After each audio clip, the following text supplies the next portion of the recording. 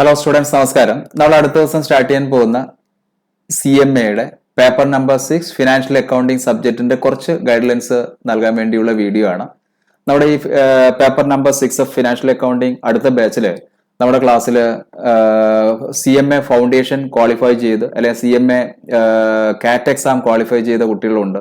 Degree BCom complete ചെയ്ത് CMA ഇന്ററിന് registration ചെയ്ത കുട്ടികളും ക്ലാസ്സിന് ജോയിൻ ചെയ്തിട്ടുണ്ട്. അതുകൂടാതെ അതർ ഡിഗ്രി ഹോൾഡേഴ്സും നമ്മുടെ ക്ലാസ്സുകൾ ഫിനാൻഷ്യൽ അക്കൗണ്ടിങ് ക്ലാസ്സുകൾക്ക് ജോയിൻ ചെയ്തിട്ടുണ്ട്. അതർ ഡിഗ്രി ഹോൾഡേഴ്സ് BSc-കാരും BA സ്റ്റുഡൻസ് ഒക്കെ നമ്മളുടെ ക്ലാസ്സുകൾ ജോയിൻ ചെയ്തിട്ടുണ്ട്. അപ്പോൾ ഈ CMA ഫൗണ്ടേഷൻ അല്ലെങ്കിൽ കാറ്റ് എക്സാം BCom കഴിഞ്ഞ് അതല്ലെങ്കിൽ കോമേഴ്സ് സ്ട്രീമിലൂടെ വരുന്ന ആൾക്കാർക്ക് എന്താ പറയുക, വലിയ ബുദ്ധിമുട്ടുകളൊന്നും ഉണ്ടാവില്ല. ഫിനാൻഷ്യൽ അക്കൗണ്ടിങ് എന്ന് പറയുന്ന ആ പേപ്പർ നമ്പർ 6 ക്ലാസ്സുകൾ കേൾക്കുമ്പോൾ ബുദ്ധിമുട്ടൊന്നും ഉണ്ടാവില്ല. പിന്നെ അതുകൂടാതെ ഈ അതർ ഡിഗ്രി ഹോൾഡേഴ്സിന് യാതൊരു തരത്തിലുള്ള ബുദ്ധിമുട്ടുകളും ഉണ്ടാവില്ല എന്ന് മനസ്സിലാക്കാൻ വേണ്ടി കൂടിയാണ് ഞാൻ ഈ എക്സ്പ്ലനേഷൻ തരുന്നത്. കാരണം നമ്മുടെ CMA ഇൻസ്റ്റിറ്റ്യൂട്ട് ഇന്റർ സബ്ജക്റ്റുകൾ ക്രമീകരിച്ചിരിക്കുന്നത് കോമേഴ്സ് സ്ട്രീമിലൂടെ വരുന്ന ആൾക്കാർക്ക് മാത്രം ചെയ്യാൻ പറ്റുന്ന രീതിയിലല്ല.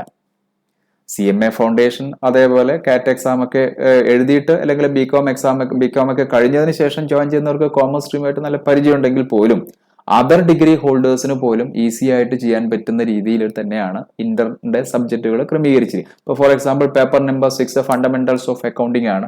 ആ ഫണ്ടമെന്റൽസ് ഓഫ് അക്കൗണ്ടിങ്ങിൽ ഇന്റർ ആണ് ഞാൻ സംസാരിക്കുന്നത്, പേപ്പർ നമ്പർ 6 പറ്റിയാണ് സംസാരിക്കുന്നത്. അപ്പൊ അതിന്റെ സിലബസിന്റെ അകത്ത് അതിന്റെ സ്റ്റാർട്ടിങ് തന്നെ ഫണ്ടമെന്റൽസ് ഓഫ് അക്കൗണ്ടിങ് ആണ്. അപ്പൊ ഫണ്ടമെന്റൽസ് ഓഫ് അക്കൗണ്ടിങ് തന്നെയാണ് ജേർണൽ എൻട്രി എഴുതുക, അക്കൗണ്ട് ചെയ്യുക, ഫിനാൻഷ്യൽ സ്റ്റേറ്റ്മെന്റിന്റെ പ്രിപ്പറേഷൻ, ആ കാര്യങ്ങൾ തന്നെയാണ്. സോ ഫൗണ്ടേഷൻ റൂട്ടിലൂടെ വരുന്ന കുട്ടികളും കാറ്റ് എക്സാമും അതേപോലെ BCom ഒക്കെ കഴിഞ്ഞിട്ട് ജോയിൻ ചെയ്യുന്നവർക്കൊക്കെ ഇതൊക്കെ നല്ല പരിചയം ഉണ്ടാവും. ഇനി ബട്ട് അതർ ഡിഗ്രി ഹോൾഡേഴ്സ് ആണെങ്കിൽ യാതൊരു തരത്തിലുള്ള ബുദ്ധിമുട്ടും നമ്മുടെ ക്ലാസ്സുകൾ കൊണ്ട് നിങ്ങൾക്ക് ഉണ്ടാവില്ല. കാരണം നമ്മുടെ ക്ലാസ്സുകൾ വളരെ ഡെപ്തിൽ, വളരെ ഡീറ്റെയിൽ ആയിട്ട്, വളരെ പ്രാക്ടിക്കൽ ഓറിയന്റഡ് ആയിട്ടുള്ള ക്ലാസ്സുകൾ തന്നെയാണ് ഉണ്ടാവുക. അപ്പോൾ ക്ലാസ്സിന് ജോയിൻ ചെയ്ത ആരും ഒരു തരത്തിലും വിഷമിക്കേണ്ടതില്ല. ഓക്കെ, അപ്പോൾ എല്ലാവരും ഫൗണ്ടേഷൻ റൂട്ടിലൂടെ വരുന്നവരും കാറ്റ് എക്സാം എഴുതി വരുന്നവരും ഡിഗ്രി കഴിഞ്ഞിട്ട് വരുന്നവരും നമ്മുടെ അടുത്ത ബാച്ചിൽ പേപ്പർ നമ്പർ 6 ഫിനാൻഷ്യൽ അക്കൗണ്ടിംഗ് ക്ലാസ്സുകൾക്ക് ജോയിൻ ചെയ്തിട്ടുണ്ട്. ഓക്കെ, അപ്പോൾ ഇതിൻ്റെ അകത്ത് വരുന്ന അവിടെ സിലബസിനെ പറ്റി ജസ്റ്റ് ഒരു ഐഡിയ തരാൻ വേണ്ടി മാത്രമാണ്. അപ്പോൾ ഈ സബ്ജക്റ്റിന്റെ അകത്ത് paper number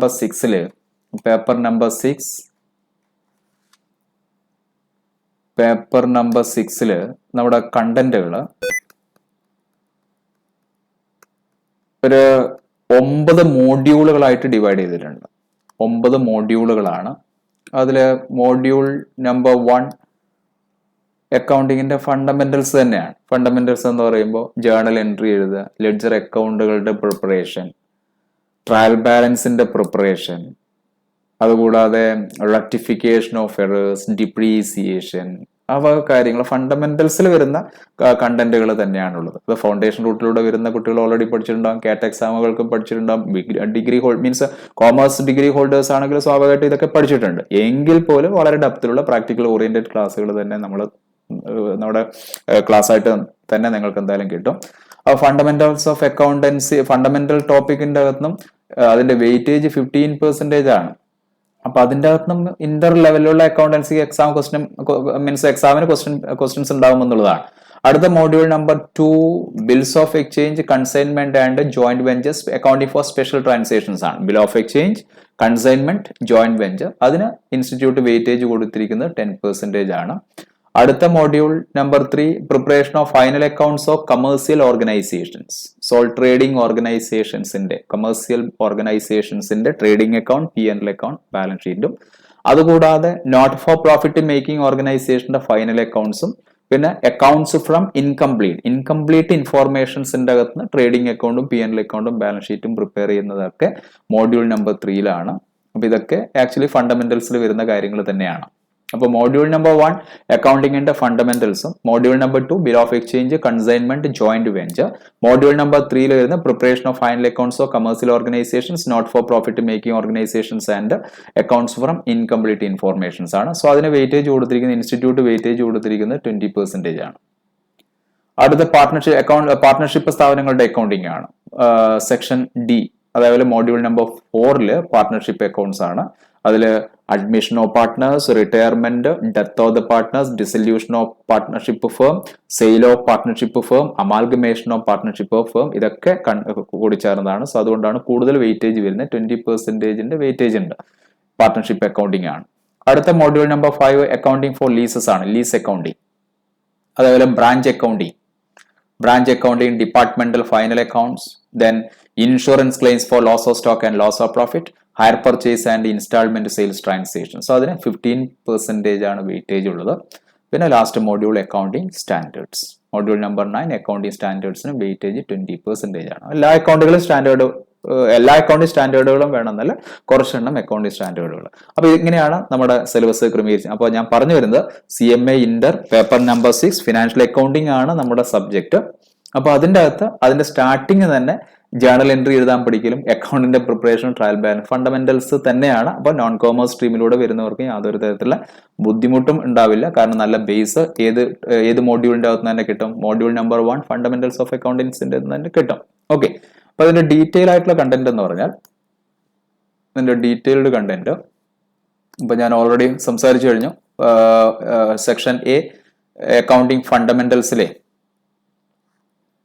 theoretical framework ഉണ്ടാവും. തിയറി അറിയാതെ അക്കൗണ്ടിങ് പഠിക്കാൻ പറ്റില്ലല്ലോ. തിയറിറ്റിക്കൽ ഫ്രെയിം വർക്ക് ഉണ്ട്.